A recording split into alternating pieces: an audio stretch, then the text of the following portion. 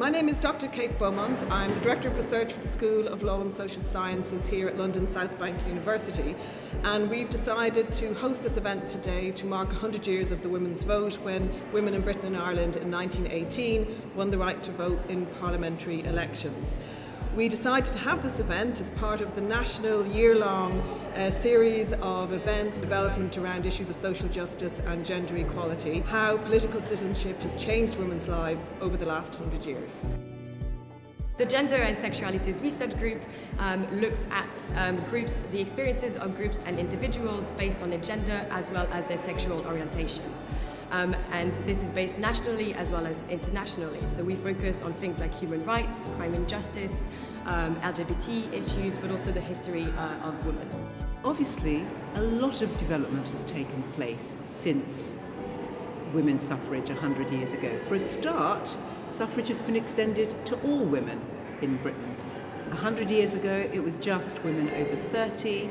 So things are very different now. Women are positioned differently. Intersectionality, as I've mentioned before, is key. We've got a female Prime Minister, a head of the fire service is female, head of the police is female, you've got women in all walks of life. But I think there is so much more to do. There's still unequal pay. I think some of the challenges facing younger women are much bigger than they ever were in my day. So my name's Craig Barker. I'm the Dean of the School of Law and Social Sciences at London South Bank University. Happy to welcome people here to the celebration of 100 years of the women's vote. I talked about race and gender inequality. I talked about the need for intersectional approach, the need to politicise issues around equality, and the need to focus on social justice rather than diversity. I'm a third-year criminology student. I've just finished my undergraduate degree, and one of my lecturers was presenting, and I just thought the topics were really bound with what I was doing for my dissertation. I think women's lives in many ways have transformed out of all recognition in 100 years.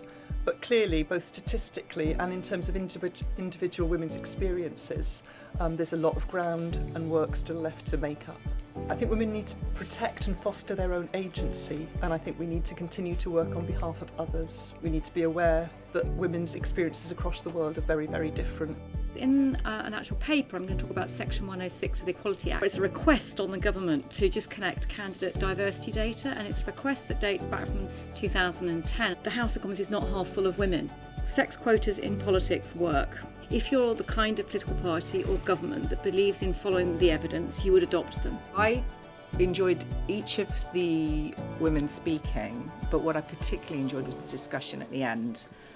There were some really interesting points made, and it was a great atmosphere. I'm responsible for an archive display downstairs, which has got how things have changed at the university over the last 100 years. I thought Naomi Paxton was brilliant. I thought it's an excellent way of making the kind of suffrage history and the history of feminism really accessible and kind of fun. I'm chairing about women in STEM.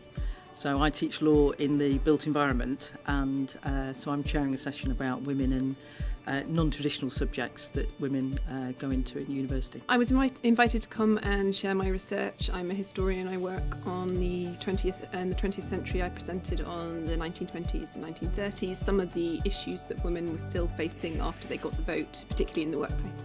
The roundtable should be really interesting, because I think that's where we'll get some really interesting discussion and kind of wrapping up of what's been discussed today. In the 100 years after the first votes for women that we're celebrating this year, we have to make it our time now for change. So it's about how we use that moment to say, let's drive the agenda forward and let's try and turn it into a tipping point for women and for women's rights.